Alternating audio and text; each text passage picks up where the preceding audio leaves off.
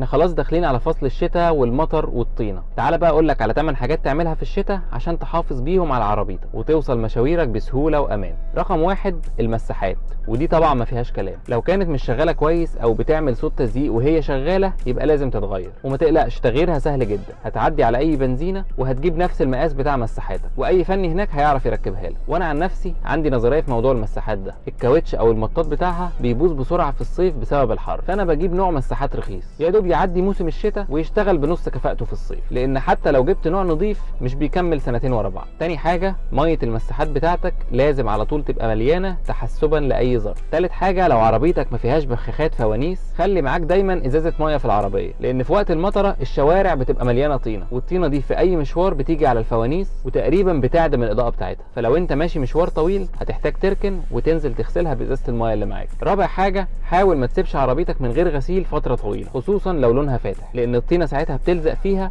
وبيبقى صعب جدا انك تشيلها بدون بولش، ولون العربيه بيطفي ولمعتها بتروح على اخر الشتاء. خامس حاجه مش محتاج اقول لك طبعا ان في وقت المطره لازم تمشي على سرعه اقل من اللي انت متعود عليها واقل من سرعه الطريق، لان الفرامل والكاوتش بتاع العربيه كفاءتهم بتقل في المطر، وقدرتك على التحكم كمان في العربيه هتقل. ولو انت واثق من العربيه بتاعتك ومن وسائل الامان اللي فيها وقدرتك على التحكم فيها، افتكر ان كل الناس مش معاها عربيات جامده زي عربيتك، وممكن عربيتك في حاله طوارئ لا قدر الله تقدر توقفها، بس للاسف ربنا رزقك بفيرنا او صني ماشيه بسرعه وراك، فسيب مسافه كبيره الله يسترك وخلي بالك من اللي جاي في ظهرك. سادس حاجه لو البخاخات بتاعه المساحات مش مظبوطه على الازاز الامامي بتاعك بلاش تكسل وانزل اظبطها، كل اللي هتحتاجه ابره خياطه هتظبط بيها التوجيه بتاع البخاخات على الازاز الامامي. سابع حاجه شغل تكييف عربيتك مره كل فتره، وليكن كل اسبوعين مثلا لمده 3-4 دقائق، ولو عايز تعرف ليه ارجع شوف الفيديوهات اللي قبل كده. تامن واخر حاجه لو ما فيهاش اساءه ادب يعني ما تزودش المساحات ميه عاديه، ولا تحط معاها صابون مواعين، ولا تحط جلانس عشان يلمع الازاز. اشتري ميه مساحات مخصوصه من اي بنزينه، ومش لازم نوع غالي على فكره. ميه المساحات بتفور الطينه اسرع وبتلمع الازاز احسن، وكمان ما بتسدش البخاخات بتاعه المساحات. مفيش مشكله تزود ميه عاديه، بس على الاقل يكون معاها نسبه ميه مساحات،